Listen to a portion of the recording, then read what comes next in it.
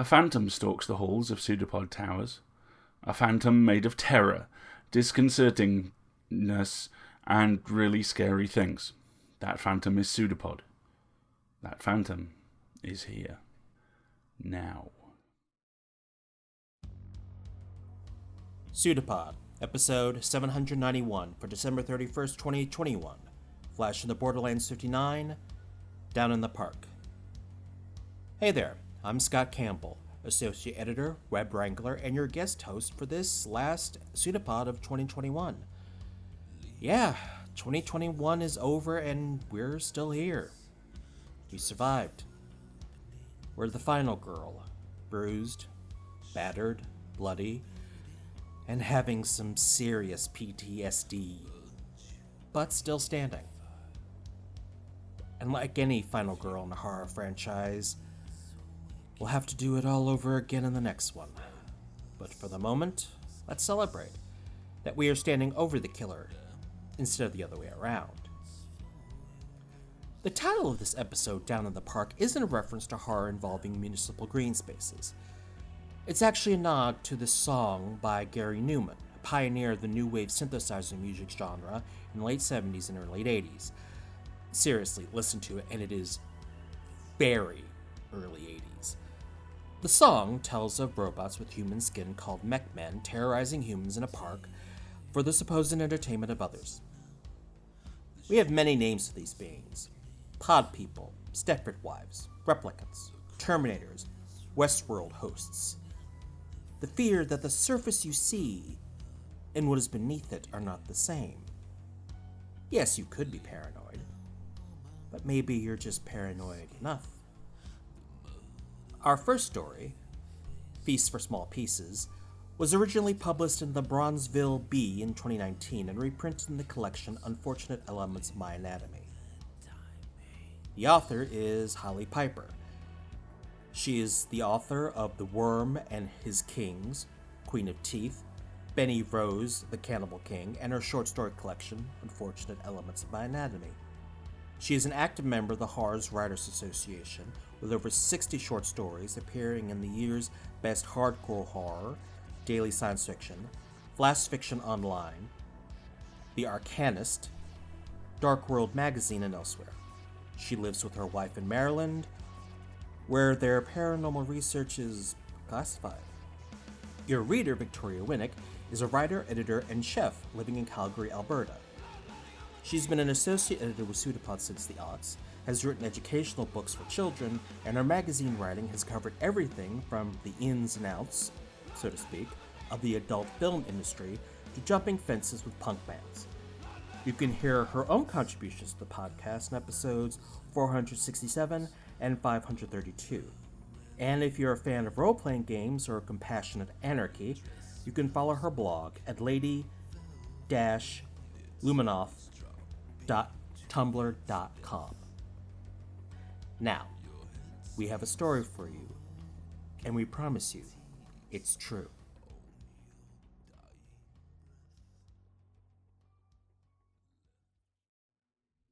Feast for Small Pieces by Haley Piper, narrated by Victoria Winnick. Never underestimate the seductive power of a woman who's minding her own business. There's just something about her, they say. I see myself splashed across a pulp magazine cover, a distraught man in the background. The tagline reads, "He met a woman he could not resist." As if that's my problem. These writers don't realize it's me they've placed in their stories. I'd hoped to escape them when I left England, but their tide is unending. They scarce remember passing me on the street, only the fire I've lit in their minds, hearts, and other places. Later they sit with their notebooks or keyboards, tapping out the story of how a man's peaceful life was shattered when he met me in some chance romance. Sometimes I'm cast as a vampire. Other times I'm the half-human spawn of an elder god. I might be Eve, never the same, but always me. Half of these fictional sisters show no interest in men, while others drown in men's wishes. She dressed that way that night, knowing she'd rock his world. Her genetics must have known she'd meet him someday, and grew her bones and flesh to suit him. We're all so subtly loud in men's eyes. Feast on a true story. I visit a grocer to buy tomatoes, plump ones. A man approaches. Were he to write about me, it'd be my fault, but the pen is in my hand today. Whether I wear a hoodie 2 sizes too big with baggy jeans that hide my figure, or a skirt that barely passes my waist, it does not matter. I am buying tomatoes. Hey, pretty lady, doing anything tonight? He shuffles behind me, impatient. What, you have a boyfriend? It's never the same. A compliment, an insult, requests for my name, marital status, smiles, evening plans, swept to sea on tides of apathy. If you're single, why not go out with me? Because I don't want to. Here comes the outrage. Some don't need to be spurned first. Even seeing a woman they like reminds them of their frailty, how their blood is dragged as the moon drags the tide. I don't know them inside, but I've seen what comes out. I'm more fortunate than most. For the woman across the street, this is the moment that he beats her or runs her down with his car. Anything to destroy her. His angry words breathe down my neck, all names I've heard before. I turn the first time I set eyes on him. You will leave. A writer would have slunk away to jot me down as Bedlam or Succubus. A painter might color me an untouchable mother. To a musician, the ballad would pretend we were lovers. They dream of joining me as I dream of leaving them. We live in a world where my fantasy is to buy groceries unmolested. But this man is no creator. There's no art to him, only the crude craving by the responsibility in his pants that I never knew was mine. He would destroy me. I abandon my shopping today, tomatoes in their basket. Follow, I say. A stupid part of his brain might believe he's going to get his way. Killing him would be kind. He would die believing himself like those pulp heroes, a tragic figure who lays his fate at my feet. When they persist, I give them purpose. These men wish I was a vampire, a cosmic demon, a witch. They wish for a clean death. My workshop is a wooden shed behind my cozy house. By the rustic shingles, sweet green grass, pleasant canary yellow paint, you can never tell what I do there. I keep it insulated, the walls soundproofed. It stinks with heavenly residue. No matter how many airings out I try through its open wooden double doors, the smell remains. The persistent men never notice. I lead this one inside, where on a wooden workbench I keep my tools shaped from fallen stars, across from the 4-poster bed. It's soft, comfortable. Its guests will spend a great deal of time on it. I order him to strip and then lie down. He's too eager to tear his clothing away and stretch across the crimson sheets. That isn't the only stripping I need. Doors closed. I dig my fingers into the workshop wall and tear aside a curtain that blocks this world from the shining heaven few ever notice.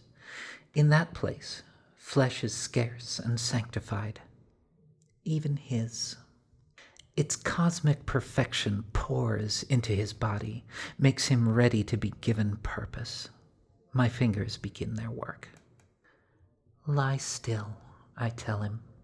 His fearful eyes dart this way and that, but he won't get up.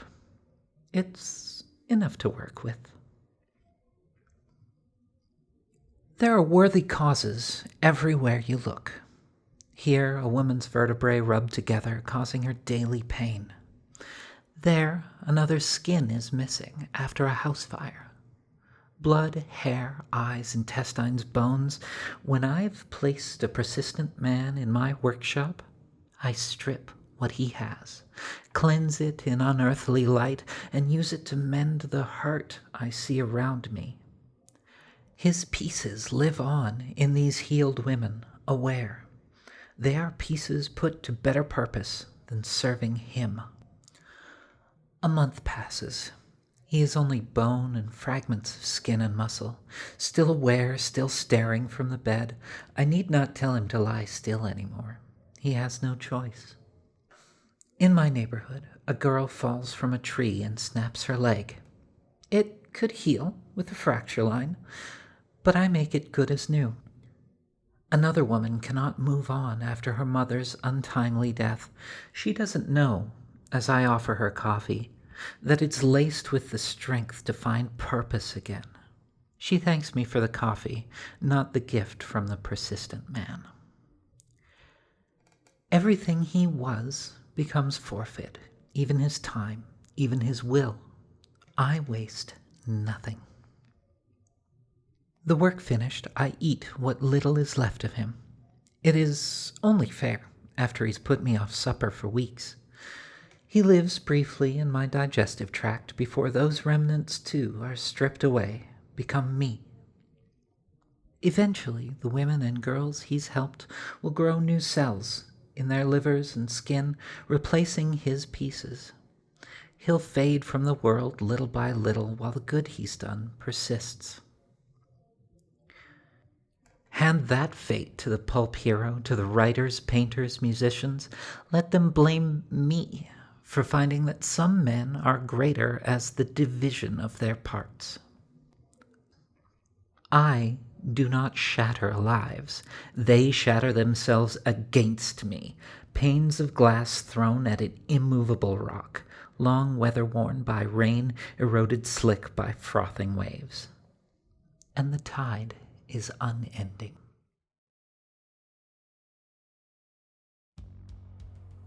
On the surface, this is a man disrespecting a woman and the woman getting her cosmic revenge. It is a story in which many women will be all too familiar. The man who thinks he is entitled. Entitled to her attention, entitled to her time, entitled to her body. Why not? Isn't that what the media tells men all the time? Women are there for your amusement, toys for you to play with. Your prize, if you do something good, is to get the girl. And he does get the girl. And she gets him.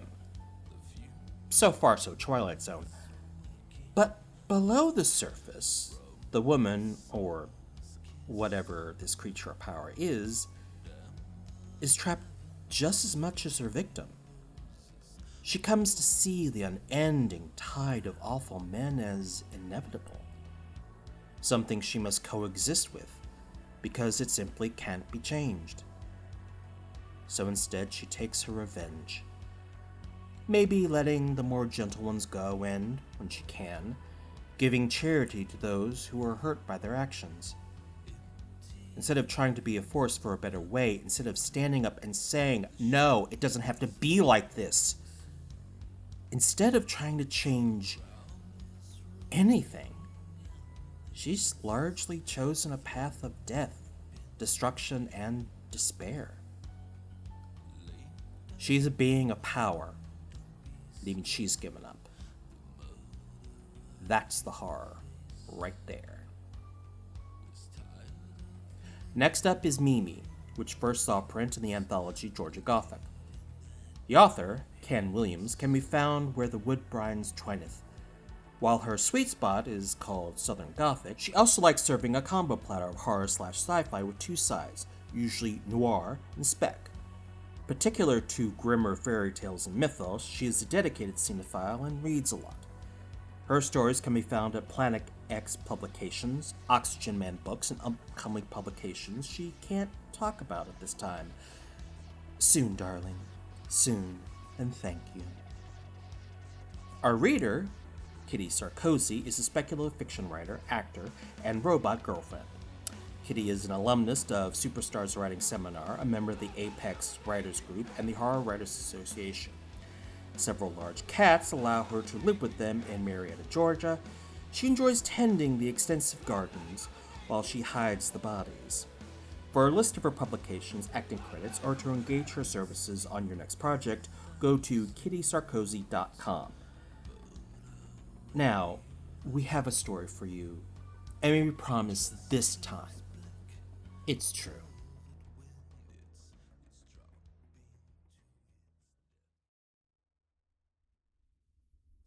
Mimi by Can Wiggins. Read by Kitty Sarkozy.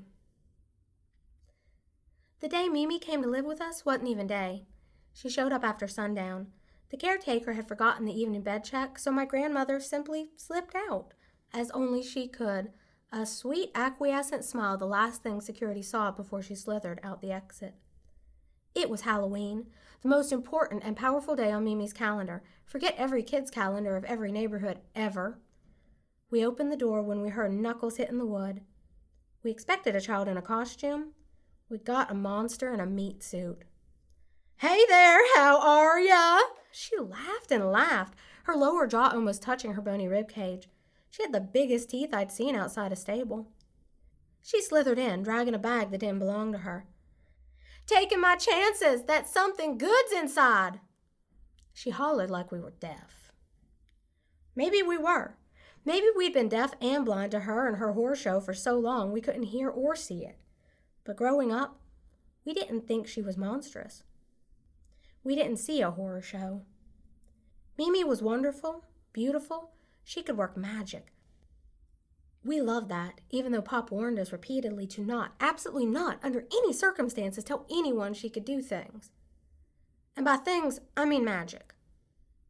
When I say magic, I don't mean abracadabra, here's a flower in your hair, here's a quarter behind your ear, here's a rabbit under your chair.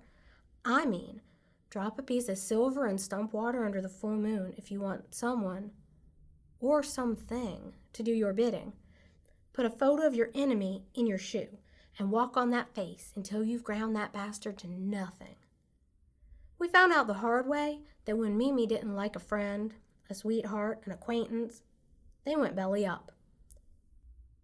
We didn't notice because there was always something else waved in front of us that took our minds off the loss.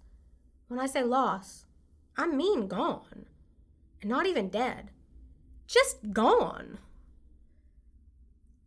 "If you get along with your family, you don't need friends," she insisted.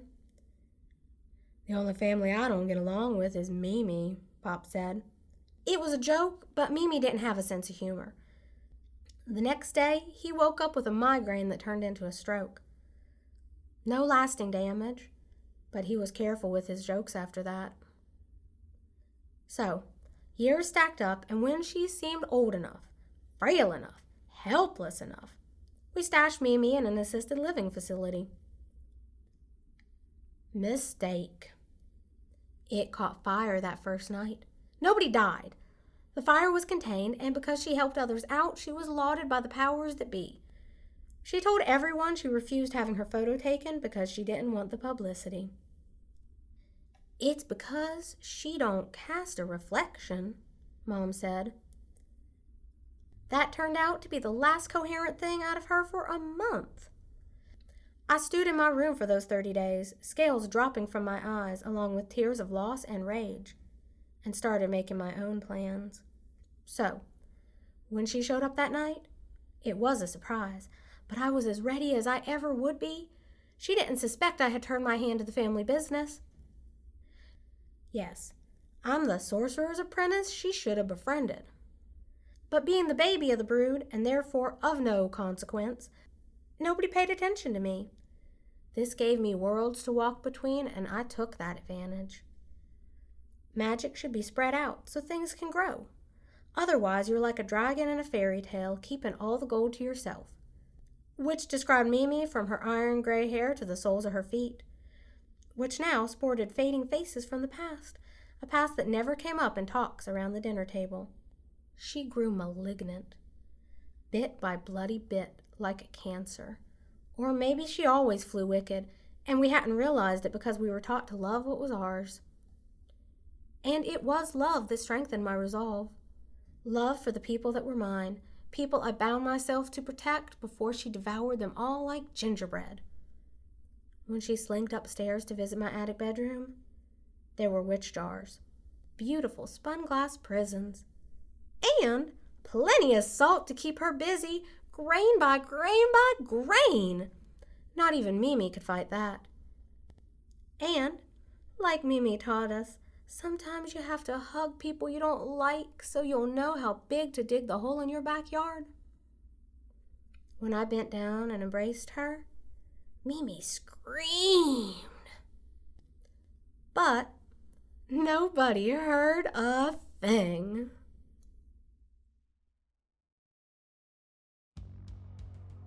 The media often portrays family as an unarguably good thing, the ties that bind a healthy society together.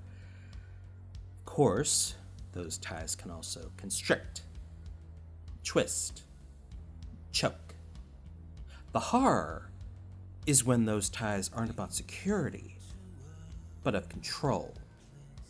When they become a leash, a choke chain, a noose.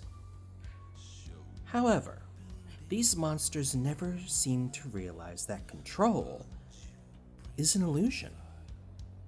They can't keep track of all the strings all the time. Their armor always has a chink in it somewhere. There's always someone hiding behind their ego waiting to pierce their skin. And sometimes, as in this story, they manage it. Up next is The Shimmer of Trees, which was originally published in the anthology Campfire Macabre. Its author is Eric J. Grenard. He is a writer and editor of dark and speculative fiction, operating from the shadowy outskirts of Los Angeles, where he also runs the small press Dark Moon Books. He's twice won the Bram Stoker Award, the highest literary award of horror fiction, been a finalist for the International Thriller Writers Award, and is a multi-nominee of the Pushcart Prize. He has over 100 stories and nonfiction author credits appearing in publications around the world, has edited multiple anthologies, including the current series, the Horror Writers Association Haunted Library of Horror Classics with co-editor Leslie S. Klinger, and has created an ongoing series of author primers championing modern masters of the dark and macabre, exploring dark short fiction. His latest books are Last Case of a Baggage Auction, Doorways to the Dead Eye, and short story collection That Which Grows Wild, 16 Tales of Dark Fiction from Cemetery Dance. Outside the glamorous and jet-setting world of many fiction, Eric's a technical writer and college professor, and he stumbles home every day to a wife, children, dogs, and a terrarium filled with mischievous beetles. Your reader is Brian Lieberman. He is an associate editor of PseudoPod. By day, he's a mild-mannered developer at OBO Agency. By night, he fights the forces of evil with his friends across the multiverse.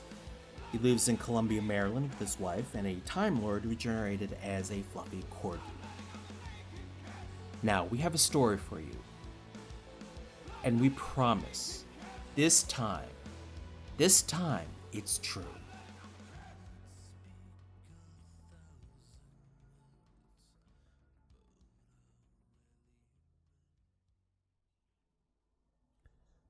The Shimmer of Trees by Eric J. Gwynyard. Narrated by Brian Lieberman. There's something to be said about immersing yourself into deep wilderness, to allow your soul to transcend its mortal confines and meld with ancient surrounds, to commune with the shadowed pockets of our nativity. There's a relationship between spirituality and human health, an instinctive process that runs through nature, through the lichen and sequoias, the luminous violet, the tranquil toad, the soil, the stone, the seed. It's what I believed, what I still do, I suppose, though now tempered with fear, with despair, for there are things out there that cannot be explained. I say this not to frighten you, as I know I won't be believed, but as a fair warning. Confession as well, why my Columbia gear has long gone to Goodwill and my trusted Alpine boots to the dump. why I kick my feet up now in flip-flops or slippers in the central midst of choked suburban sprawl, far, far away from that wilderness I long ago considered bliss. Looking at me now, it's hard to imagine I was once hale and adventuresome, but so too does time twist us all to unrecognizable shapes. In my youth, I was an Eagle Scout, later a Ranger in the Army. When I was 28, I set out to hike Pacific Crest Trail alone one summer, a 2,600-mile route tracing some of the highest crests of the Sierra Nevada mountain ranges, stretching all the way from the American border at Mexico northward to Canada's brim. I didn't make it. I was lucky, in fact, to make it home at all. 2 months into it, I was somewhere between Nebelhorn and Echo Lake. At 7,600 feet elevation, California's granite ridgelines there are spectacular, blanketed in lavish folds of Douglas fir and black oak, groves so old they're said to be prehistoric. I'd just forded a craggy gulch, surrounded by the music of blackbirds and aspen. Suddenly, ahead, a red fox raced past, a curious phenomenon since the animals are nocturnal, and it was nearing noon. Next came sounds of crashing through underbrush as mule deer chased after it, then a wolverine, chipmunks, snakes, all escaping something off to my right. I froze, stared hard into the dark thickets of unmoving trees that had caused those animals to flee, trying to see what was in there. Something incredible? Something dangerous? The blackbirds went silent. A tension filled the air, as if a current of galvanized wind plumed its breath upon the slope. The moment passed, yet still I stared. There was something I knew. Something had happened, had appeared or changed around me. I felt such depth suddenly, unnaturally, and a substance. And it may be in the mind, you'll say. Staring at any pattern long enough will cause the eyes to think it moves. There's science behind that, especially for striped patterns, and what other pattern can the branches and trunks of so many trees form but of stripes?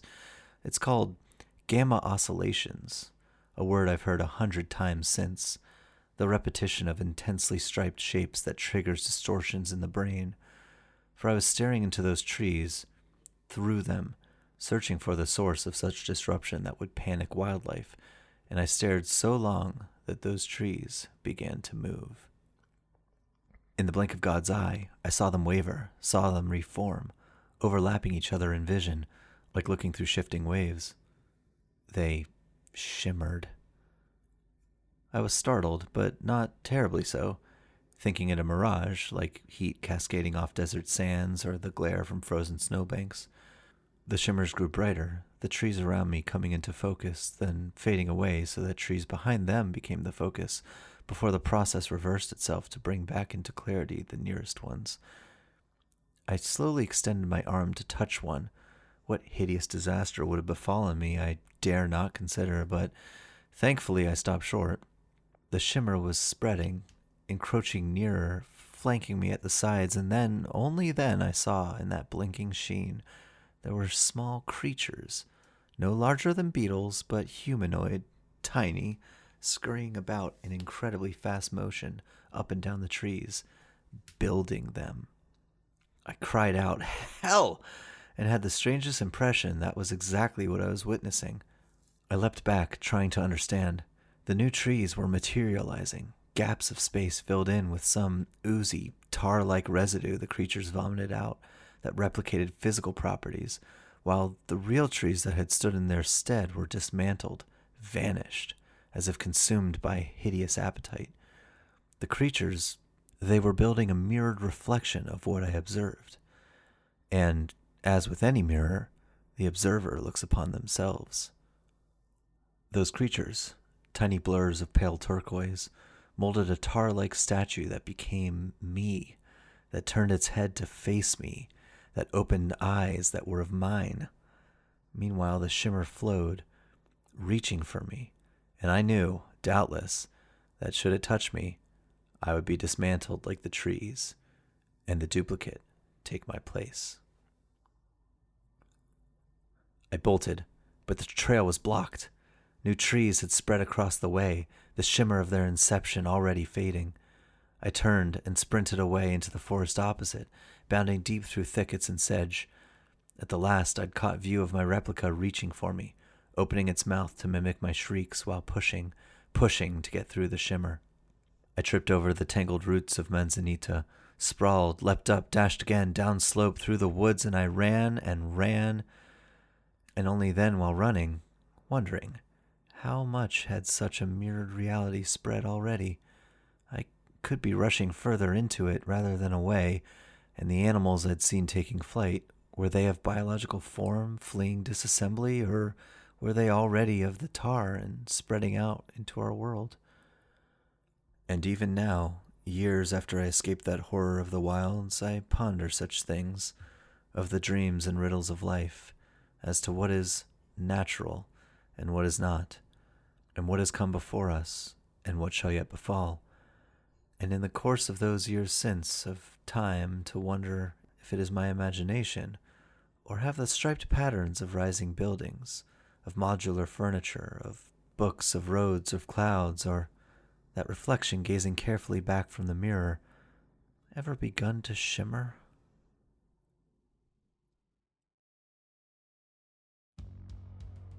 One of the fathers of cyberpunk, William Gibson, describes cyberspace as a consensual hallucination experienced daily by billions in every nation. It's not just cyberspace.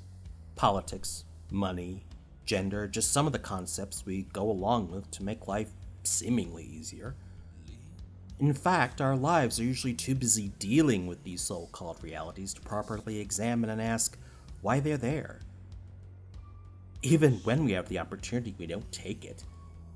For most, it produces an uncomfortable existential crisis. Who wants to be uncomfortable? When, as in this story, you see concrete proof right in front of your eyes that reality is truly manufactured, you find horror. The horror of hyper-awareness for any unusual shimmer. The horror of knowing that everything could already be copied. The horror of not knowing if you are already a copy. Our last story is The Incident in Exeter, which was originally published in Curtains 84, Concert Visions, to benefit Save Our Stages, edited by Brock Wilbur and Megan Ball. The author is Anthony Oliveira, who is a National Magazine, Reads Rembo, and GLAAD award-winning author, film programmer, pop culture critic, and PhD living in Toronto. His first novel, Dayspring, is forthcoming from Strange Light Press in 2023. He can be found on Twitter at Mea Culpa, where he tweets about the arts, politics, and LGBT culture, or on his podcast, The Devil's Party, where he reads through the classics of Christian literature through a queer, scholarly lens.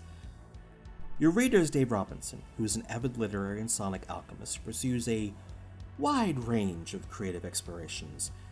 A brainstormer, keeper of the buttery man voice, patent pending, pattern seeker, dream weaver, and internal optimist, Dave's efforts to boost the awesomeness of the world can be found at the Round Table Podcast, the Vex Mosaic e-zine, and through his creative studio, Wonder Thing Studios.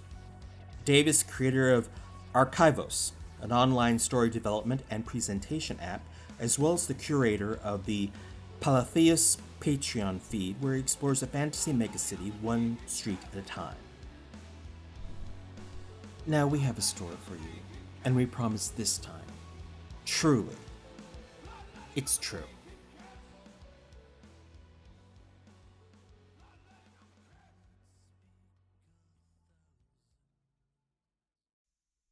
The Incident in Exeter by Anthony Oliveira. Read by Dave Robinson. Sint mihi Dei acarontis propiti, valiat numen triplex Jehove, igni, eri, aquanti spiritus, salvete, orientis praecips Beelzebub, inferni ardentis monarcha, et demagorgon, propitiamus vos, ut apriat et surgat Mephistopheles, quod tumeraris. per Jehovim Gehennim et consecratum aquam quam nunc spargo, signumque crucis quad nunc facio et per vota nostra, ipsi nunc surgat nobis dicatus Mephistopheles. At first, no one screamed. It took Ned a moment to notice anything was wrong at all. His mind was instead on his recitation. Ned's schoolboy Latin had never been good, even without Marlowe's plundered occultisms. And on not letting the dancers emerging through the stage trapdoor accidentally set his long robe ablaze with their squibs. Ned had been preoccupied in rehearsal and now performance, in thought, and now by a strange figure he kept half glimpsing in the crowd, a face he had seen in every crowd since Dulwich. Ned's mind was on the letter. Christopher Marlowe was dead. They had not parted on the best of terms. Few people had with Marlowe. The man was intemperate and of a cruel heart, but he had been a passionate friend to Ned, and occasionally, in the fumbled dark of the tiring house, almost and rather a little more. Ned had owed him better. A dart of steel through the eye in a dark portside tavern, the world had owed him better. Marlowe, with his genius, made Ned a star. The Jew of Malta, Tamburlaine, and once again in today's dismal, flea-bitten courtyard, Dr. Faustus. Once Ned had played to dukes and princes. The back of Spain broken by the sunken Armada, London had become swollen by empire and enterprise into bustling ports, teeming markets, congested streets, and packed playhouses. But in 1592, these bloated vesicles finally fruited and burst. Now the plague was in bloom. Amidst a season of contagion, by order of the retreating queen, the theaters and their congregation of unwholesome vapors were shuttered. As their wagon had left through Cripplegate, Ned's last view had been a hollowed and haunted mausoleum. Boats quarantined in the distant quays, boarded halls, with only servants left to stir the dust inside. The city's remainders resigned to choking tenements and febrile debtors' prisons. Lone fugitive figures clutching rags to their faces, darting through deserted and debris-strewn alleys as fog rolled somnolently off the Thames. Since then, the company, a patch of the more desperate among the Lord Strange and Admiral's men, without comfortable cottages to retire to in Stratford or Oxford, diddling doggerel or working fathers' farms, had wound their way through York, Chester, Shrewsbury, and Bristol, finally arriving in this muddy Inyard far from the Rose and Curtain. As they assembled their makeshift plank stage, the company's 5 dancers had whined about the damp ruining their firecrackers, but they now popped, hissed, and shrieked to the at least sufficient delight of the skeptical crowd below. But gradually, as Ned intoned the speech of summoning, he felt a shiver of uncertainty shudder and stumble through the 5 firework demons, their still sparking squibs slipping off the stage to sputter in the piss puddles below. Looking out at the groundlings, in the faces of farmers and shopkeepers peering up from the mud, Ned watched terror dawn like a red rolling sun. 1, 2, 3, 4, 5, 6. There was one devil too many.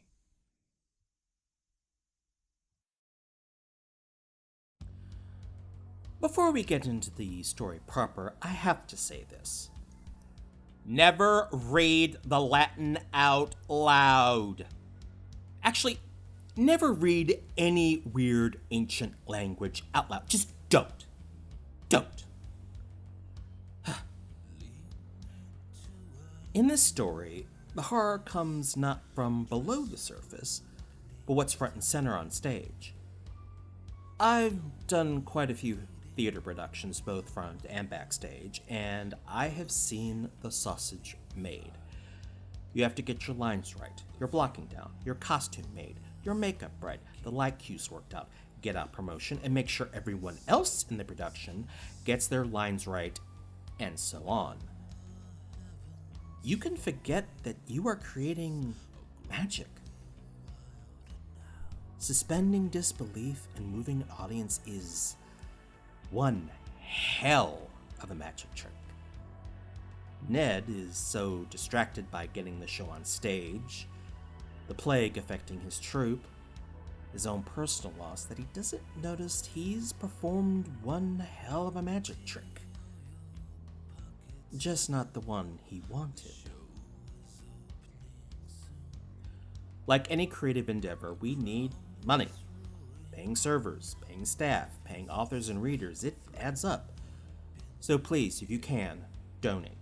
You can just click on the donate button on our webpage to see how you can donate through PayPal or Patreon, and even get some audio goodies for your generosity. If you can't donate money, give us some attention. Post about us, tweet about us, do a TikTok about us. If you have a podcast, we make great podcast guests. Promotion gets us into more ears, and we want to be in so many ears, telling you scary stories. Who doesn't want that? PseudoPod is part of Escape Artists Incorporated and is distributed under a Creative Commons Attribution Non-Commercial No Derivatives 4.0 International License. Theme music is by permission of Angers Manga. And this week's quote is from, what else? The Matrix. What is real? How do you define real? If you're talking about what you can feel, what you can smell, taste, and see, then real is simply electrical signals interpreted by your brain. It's a pseudopod. It's a big foot. It's all about podcasts these days.